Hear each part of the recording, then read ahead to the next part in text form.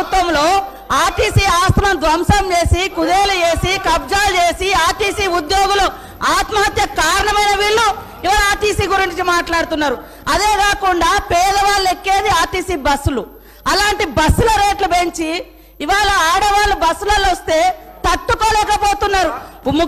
నేను ఒకటే సూటిగా అడుగుతున్నా, ఆర్టీసీ ఫ్రీ బస్ పెట్టొద్దా?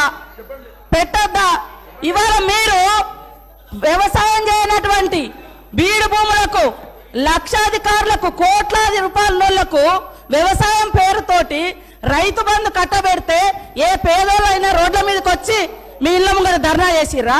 ఈ రోజు ఆటోలను ముందు పెట్టి మీ అధికారం రావాలని ఎప్పుడు మిమ్మల్ని మీరు సెంటిమెంట్లను వాడుకొని ఒకరిని ముందు పెడతారు, ఆ తర్వాత మీరు వెనక నుంచి వస్తారు. ఇది మీ నైజం.